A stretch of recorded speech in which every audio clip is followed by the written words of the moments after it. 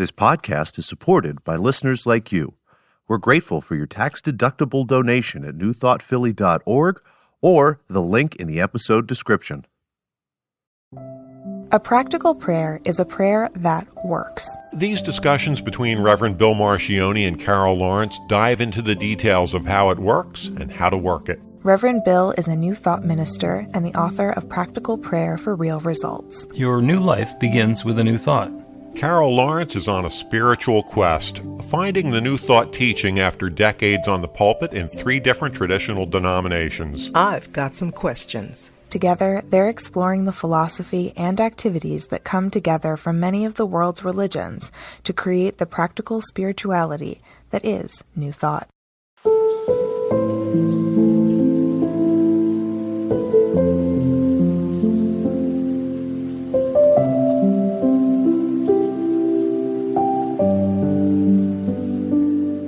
Welcome to the Practical Prayer Podcast. I'm Carol, here with Reverend Dr. Bill Marcioni. We're doing another episode of the Practical Prayer Podcast, and I'm looking forward to this conversation because any conversation that starts with, in these difficult times like we're currently living, ... which of course, on the one hand, we are living in difficult, challenging times now, and you can go and look at self-help books that came out in the 70s and after 9/11 and during World War II and before World War I and all the way back. And they all will say stuff like, in challenging times like we're dealing with today. And that's, for me, a reminder that even though these times are challenging, this is not necessarily new. Might be a bigger challenge than we thought we'd faced in the past, but that's just a matter of degree. That's helpful too in this conversation because there have always been difficult times. And even in the good times in the United States, there have been people who are experiencing at the same time difficult times. What feels different is it feels quite overwhelming and widespread and very threatening in a lot of ways.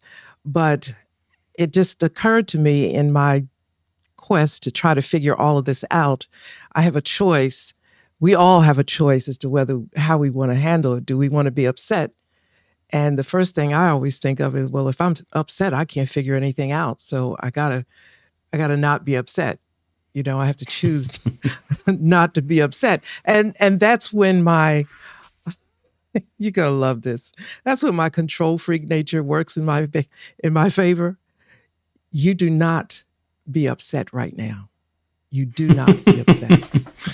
You can control yourself into not being upset? I can do that. I can do Excellent. If I have a choice, and it's just reminding myself that I have a choice. And in this moment, I need to make that choice. I need to do it today. And so then when I get there, it goes from there. It's just all a part of, let me blame you, right? Can I? It's part of New Thought theology or New Thought philosophy, the teaching of Ernest Holmes. We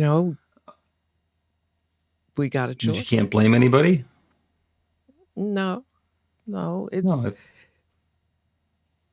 There's one power and presence, there's one love, there's one source, there's one creator. Then what can you be mad at? I can just go with, let's start with the choice, because I can't even get to that level of thinking, that you just expressed until I'm not upset.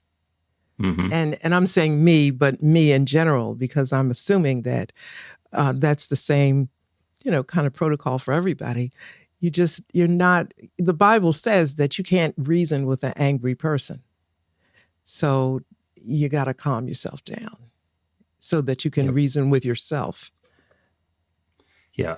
And with all of that, I have to acknowledge that what's going on currently in our political affairs is a little bit different than in the past. And mostly it's because of the speed at which stuff is happening.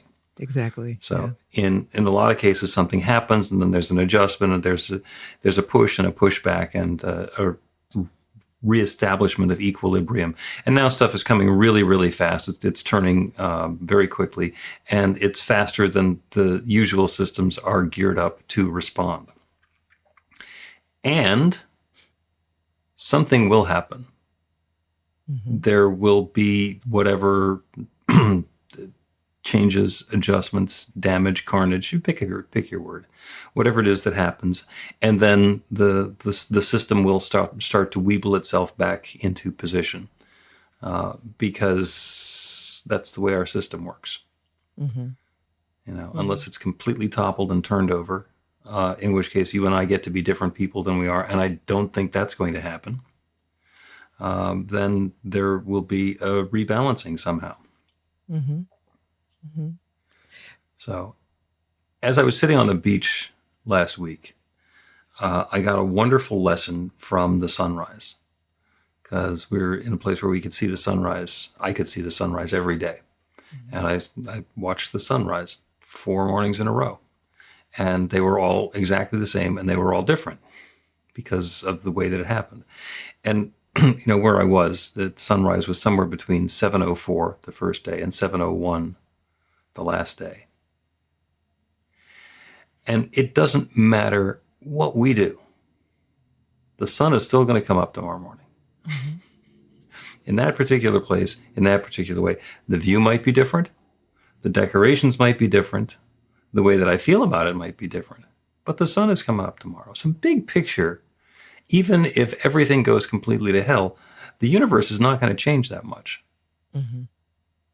And I know that one of what you wanted to talk about was the sort of the intersection of God's will and purpose. Yeah, in a very personal way within the narrative that we're living right now, because things are happening quickly. Yes, they are happening quickly. But when you think about it, over the last couple of years, a lot of things have been happening quickly, and we've noticed it, and just in small ways, because I can remember conversations that I've had with people. Can't believe this is happening. This is happening so quickly. Maybe not negative things, maybe just little changes in life and just things that you notice.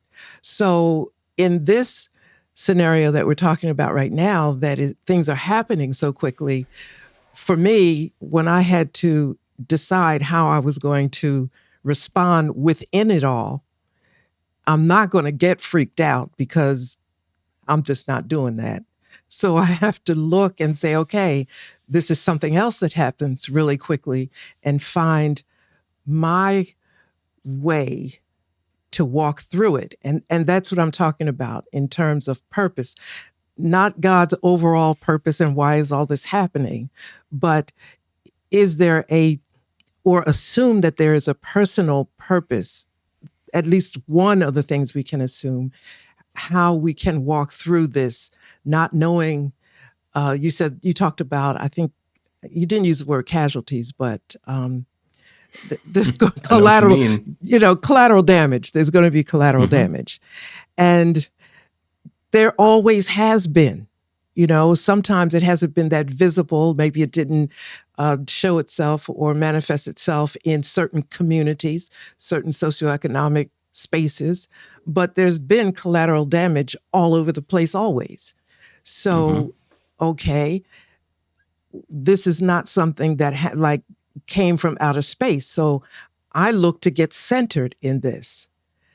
And you mentioned this is going to balance itself out. Maybe not before, like the tsunami takes down a bit of property, but everything changes. And so this is, in a way, this is really different to say. This is opportunity, in a sense. Always. Yeah. And I hesitated with that because I didn't want it to sound insensitive, because when people are hurting, they don't want to hear about opportunity, but it is.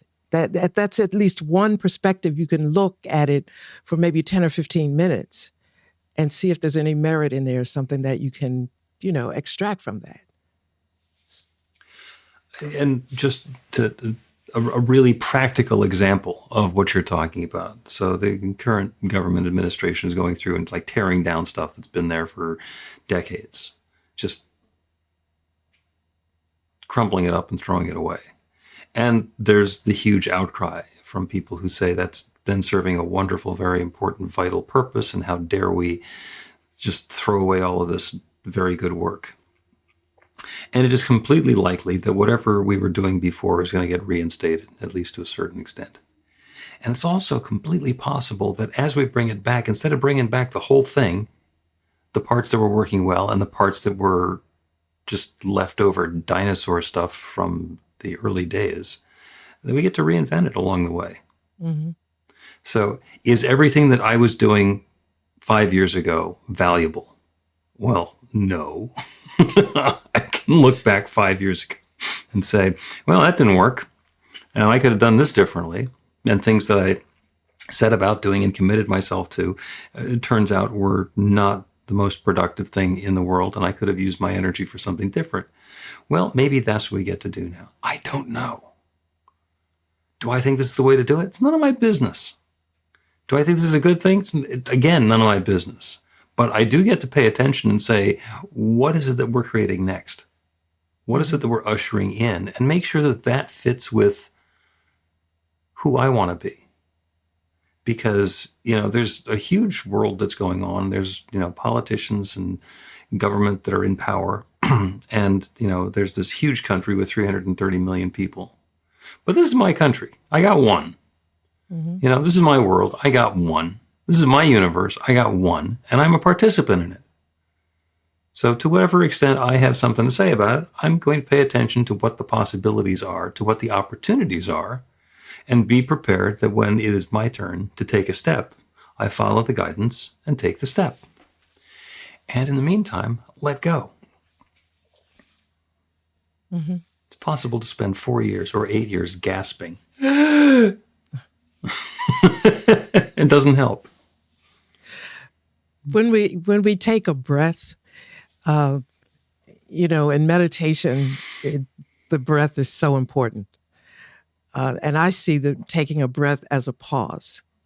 Just wait a second right here. Now, that has always been something that I remember hearing myself say since I can remember way back in early high school days. Just take a step back and see what's happening.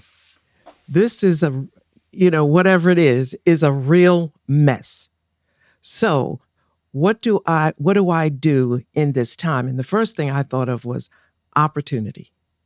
Let me see what's happening here. That is an opportunity for me to grow, for me to move forward, for me to notice, for me to learn all kinds of things, not to deny the fact that there is a lot of upsetness. It feels like confetti just got thrown up in the air.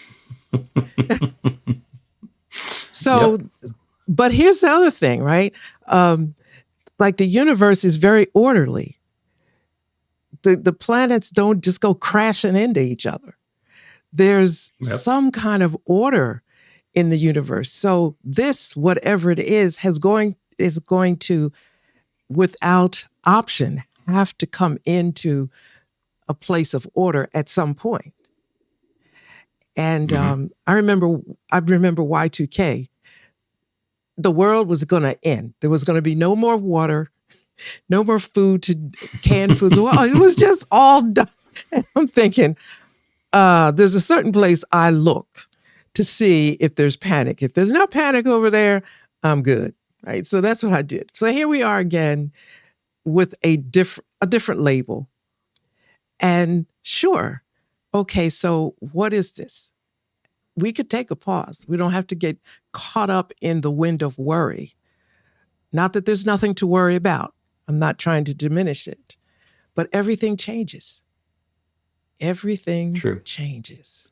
Everything changes. I have the advantage/disadvantage of remembering Y2K very clearly. Now, you were already in ministry by then. You weren't in the private sector still, were you? No. Okay. Because I was still in the private sector. And in fact, I was working for the huge technology company, the one we had in common, which was Digital Equipment Corporation. And Y2K was a huge thing. Oh my God, this could be awful. We need to do remediation and mitigate it, all the rest of it. And people now don't even know what the deal was. Like, why is anybody concerned about this at all? And I've actually spent some time thinking about it lately because it was a catastrophe and it could have been a catastrophe and we avoided a catastrophe. And everybody thinks, oh, it was just a big lot of noise about nothing. And the fact of the matter is, if we hadn't done all the stuff that we did about Y2K, it would have been a catastrophe. And here's what happened.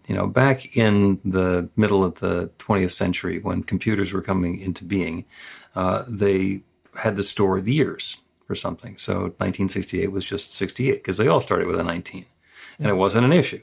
And back in the early days, it was expensive to store data, and storing an extra 19 with everything was just inefficient. And unfortunately, as we got to the point where we were going to stop using 19s and we just had a 68 and an 00, it's very likely that the computer would get confused.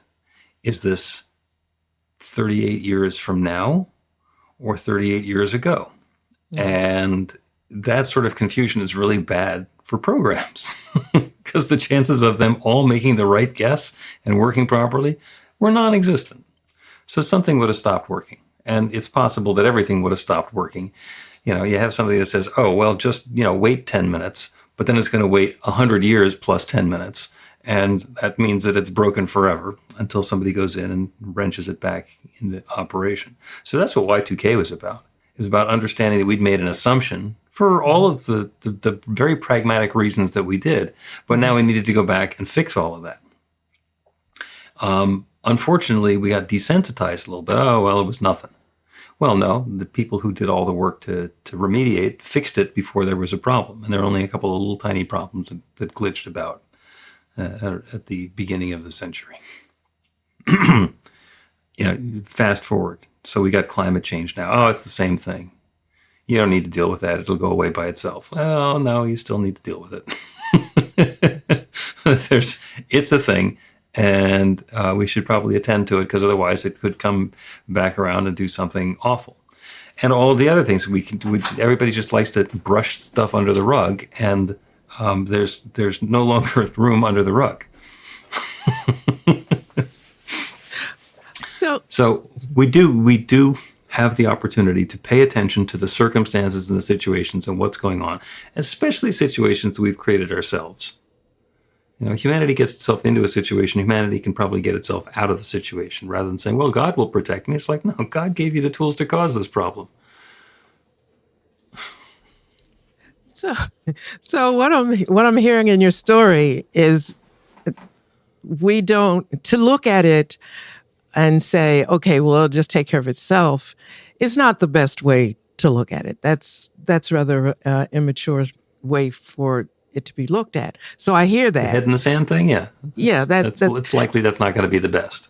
And the example that you brought up and you explained Y2K was a perfect example of what I'm thinking. What I want to share from my thoughts in that, there were people who were able to fix it. There were people. Mm-hmm. And 1 Corinthians 12, there's I hugely appreciate the Bible, of course. But there's some scriptures or some stories that really make a lot of sense in times like this. So in 1 Corinthians 12, there's gifts. So each of us possess different gifts. And I hugely respect that because you can do something that I can't do. And a situation may come about that I'm going to have to call you rather than try to fix it and break it and mess it up and make it worse. So I recognize that you have these gifts. That was intentional, without going back too far. That's intentional. We are all different. So I respect that. And so Ernest Holmes, and I'm rushing through this because it feels like I need to rush through it, but Ernest Holmes talks about one mind, and we all think from that one mind. Mm-hmm. So that is the most encouraging thing. and the most grounding thing that I think you can hold on to, because in that one mind, there are minds like yours who were highly technical and dealing with the Y2K thing. You understood it, blah, blah, blah. There was no need for me to go get involved. I believed that, from my own perspective, I believe that, this thing's going to work out. I know it is because of certain things I believe. And people like you were saying, we understand how this. So the one mind is got the solution. It's going to work. Mm-hmm. So let me bring it up to right now. This crazy, difficult situation that we're in, it seems overwhelming to me in some ways. I'm a little bit too old to get freaked out all the way.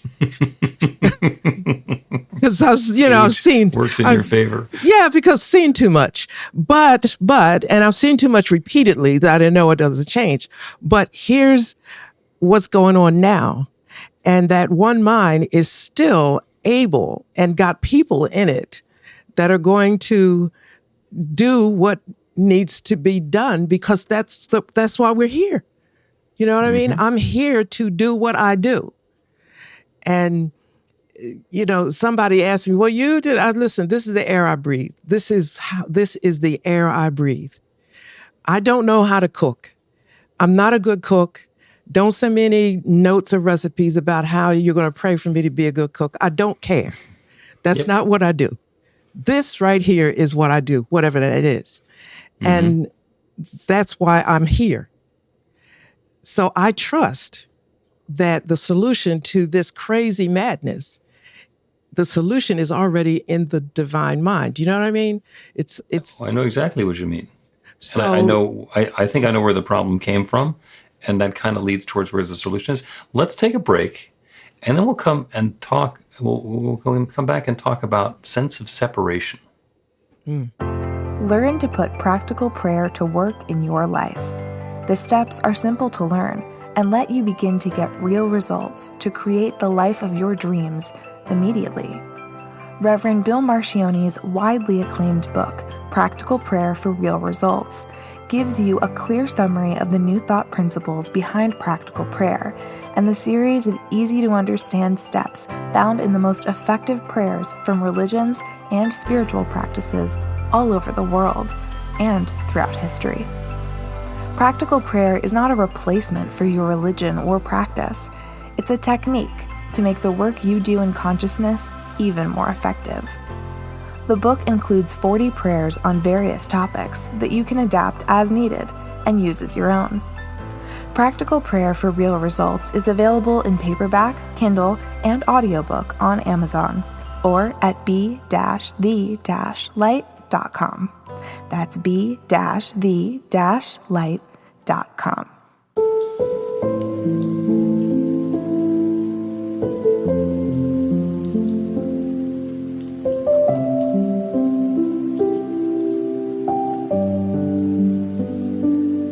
Welcome back to the Practical Prayer Podcast. I'm Carol, here with Reverend Dr. Bill Marcione. We're having a conversation about these troubling times in which we live and the ways to think about it and work on it and not necessarily just wring our hands in anguish about it. And I said before the break that we would talk about the sense of separation. Because we talk a lot about the notion and the belief, the core fundamental belief there's one mind, one power, one presence, one love, one source that is sharing itself as all of its creation. That's kind of the bedrock of the New Thought philosophy, and that's where we start.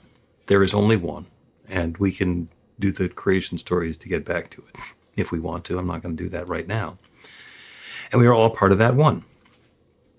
And that means that everything is that one love taking its own particular form. But in the world that we live in with our five senses, we have a very definite boundary line between what's me and what's not me. There's the inner and then there's the outer. And the fact that we're all connected is just not obvious at all. And as soon as we have that illusion, it is possible. And what we're seeing now is people are saying, well, if I'm over here and you're over there, then in order for me to be a winner, whatever that means, then you need to be a loser. It's a zero-sum game. We're starting out with one pie and everybody gets a piece of pie, rather than understanding that it's an infinite pie and we can all have as much pie as we want. And by the way, everybody who's listening to me has had the experience of going to an all-you-can-eat buffet and trying to beat the buffet and eat more than they have, and it's not possible.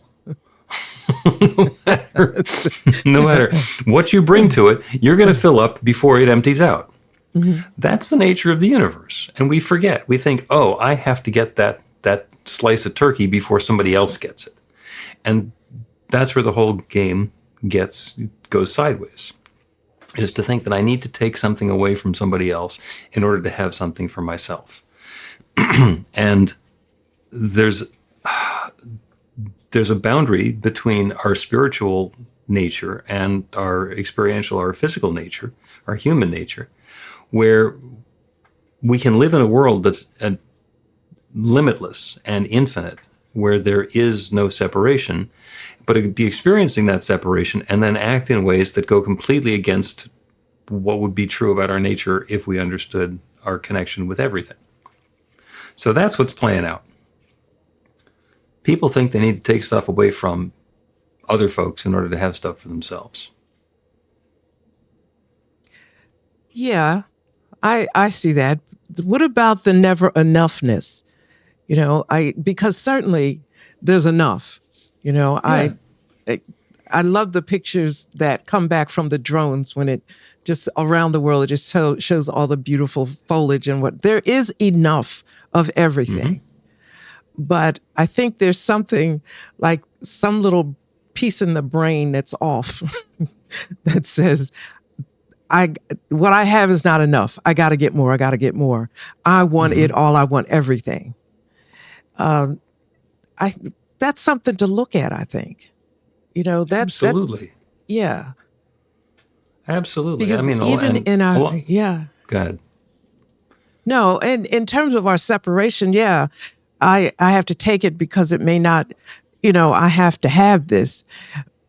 But when is there enough? And to say that one person cares about another and say, okay, I have enough. Do you have enough? Let me help you get enough. Well, nobody wants to get to that level of the discussion. So let's hang out with, there's greed. Is that greed? That I have to have it all? How much do you need? It is ignoring the spiritual principle and focusing simply on the human, the temporal, what's going on in the world around us. And the part that is, in a way, amusing, but if it weren't so tragic, I've been teaching this class on how to do healing like Jesus, so I've been reading a lot of early New Testament stuff, the Gospels. And the current political movement is wanting to be Christian national. So they're leading with their Christianity. They want everybody to be Christian. And Jesus really clearly said, don't put your treasure in the storehouse. Don't try and save stuff because it'll go bad. The moths will eat it. It will rust. It will go bad. Count on the infinite to provide what needs to be provided. And implied in all of that is that there's plenty for everybody. He's talking about how beautifully the lilies are decorated. Well, I don't want to be dressed like a lily, but I get the point. And the same thing is true of us. Once we let go of the thought that I need to take everything that there is and put it in the storehouse so I'll have it for later, and trust that there will be enough for me and for everybody, that's the game changer. That's the game changer. And the sad part is, we're hearing, oh, you need to be more Christian, but we're going to ignore that pretty fundamental thing that actually, Jesus actually said. This isn't something that people said Jesus said or think that Jesus meant. This is something that he actually said. So that's why years and years ago, I just got this crazy idea to lift out all the red letters and read what Jesus said. Before I found books that did it for me, I did that. And you did that manually? That's cool. You can find them on the internet easily now. Yeah, now, thanks. I was thinking about when you had to go up in the stacks and sneeze because of the dust on the books. So I'm telling it all on her. But yeah, I keep this in my mind because of the metaphysical interpretation of things. Interpretation is king. I keep Mm-hmm. saying that. Interpretation is king. And if you want to get on the road to truth, because I'm careful not to say to the truth, but you have to say that this is the way I see it. Is there any other way to look at it? And then when I look at it that way, is there any other way to look at it? Yep. It depends on what your desire is. Mine is peace. I want peace. Don't bother me, and just let me be free to go get my sushi and get down to the to the ocean, right?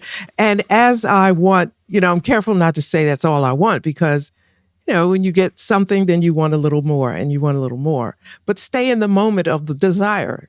Okay, this is what you want right now. I've got this. I'm thinking already, you know what? I think I'd like this. Okay, go with that.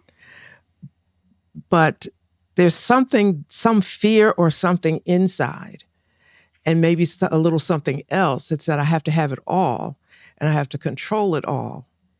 And, I'll leave it at that for the moment.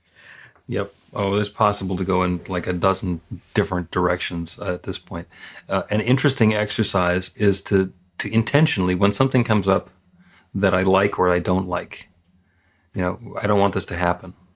If my response is, well, what if I don't do anything about that? What if I just let that happen? Then what? Then, yeah. Then what? So let me just see what happens, and there's our chicken little. Oh my God, the sky is falling. Everything is horrible. Nothing's, everything's gone. What happens if I don't do that? What happens if I don't take control the way that I know that I can and I should? Right. And see what happens. Yeah. So there's a lot going on. We will take another break now, and the prayer is going to be, on the one hand, it's on peace, which is peace in the world around us, and peace of mind, which is that same peace but internally. And also surrender.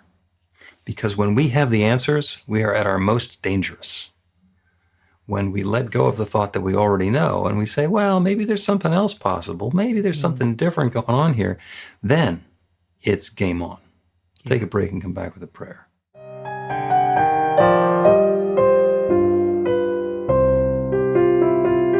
It's Reverend Bill letting you know that the Practical Prayer for Real Results class is now available on demand. That's right, you can take it at your own pace, anytime you want. All of the information is at BeTheLight.com. That's B-the-light.com. You know where to find that stuff. The class is 5 lessons, broken down into 18 modules, and you can take them at whatever pace is comfortable for you. As you work through the process, it starts out with the theory, goes into the practice, there are experiential activities and exercises, and at the end of the program, you will wind up with an understanding of how practical prayer works, and a practical prayer for yourself that will work to create transformation in your life. And as you know, it works for everything. Take a look at the class online at BeTheLight.com. There's a sample lesson so you can see how the class is going to work for you, and then dive in. The great news is it's on sale now. You can register and save $20 off of the regular price. I'm looking forward to seeing you in class.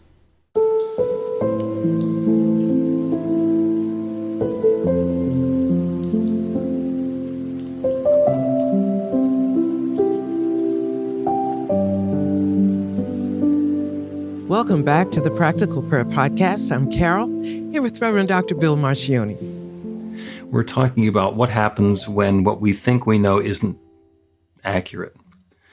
Because the most dangerous is when something happens and I know what that means. I know what happened. I know what it means. I know what to do.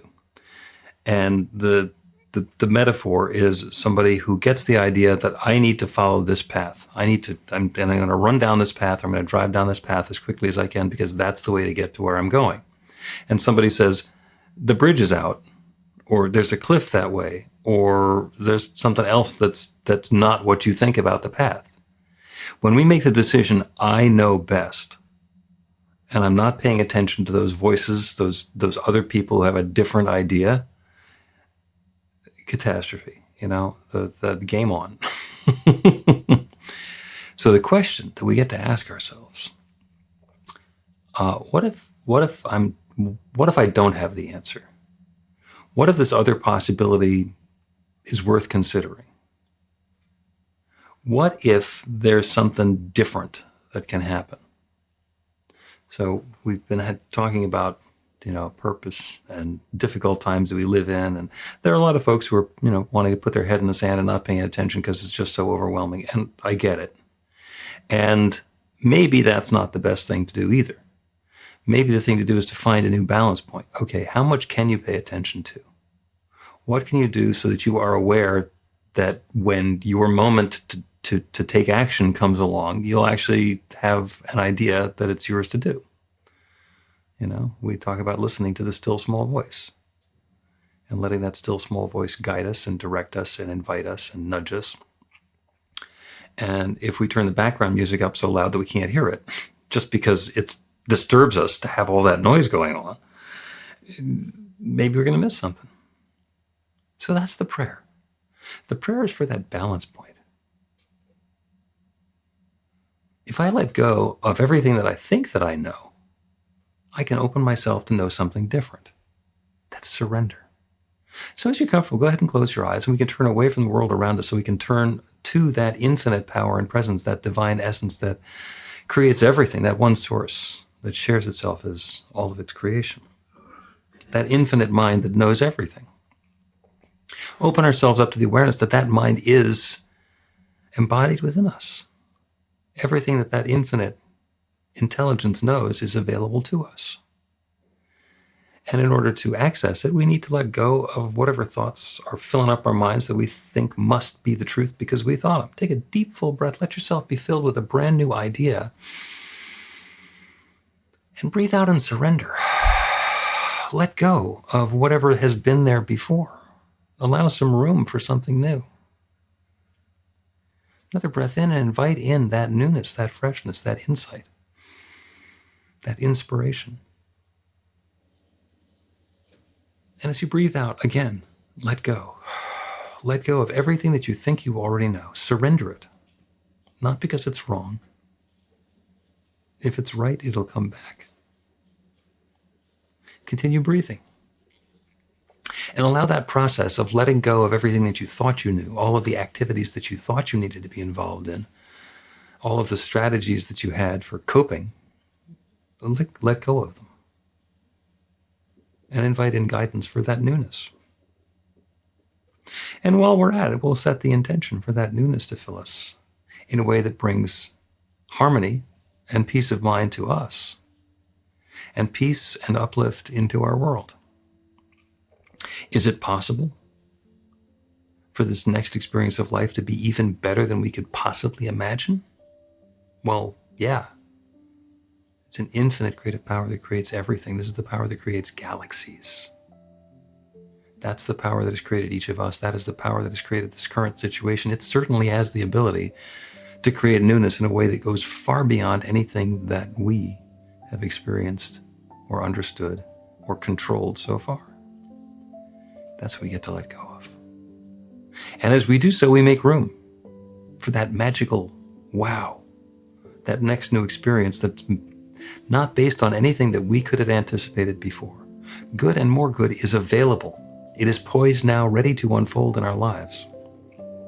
Perhaps there are steps for us to take, in which case letting go of attachment to thinking we know how it's going to go and being open to the guidance so we can be informed as to when there is something to accept, to embrace, to participate in, and when it's possible to let go of things that are no longer serving. That guidance is always available. This is the partnership that we're in with that infinite creative power. It is constantly creating. It has created each of us and everything we know about, everything we experience, everything in this manifest universe. And it is creating this next new experience in ways that go beyond what we're thinking about. And so I'm grateful for all of this goodness. And with gratitude for this good, I speak this word, I release it into that creative law that creates everything. And I know it is now creating this. And so I let it be. And so it is.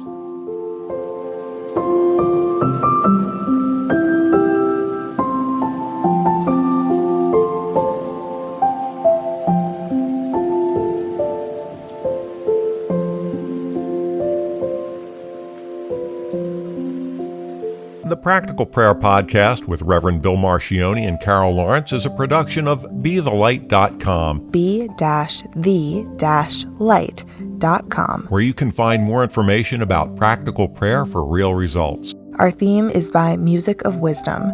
You can learn about the spiritual community of New Thought Philadelphia with daily guided meditations, Weekly celebrations of spirit and Reverend Bill's classes in practical spirituality at newthoughtphilly.org.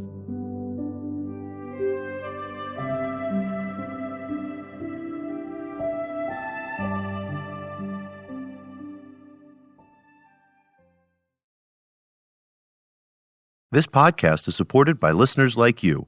We're grateful for your tax-deductible donation at newthoughtphilly.org or the link in the episode description.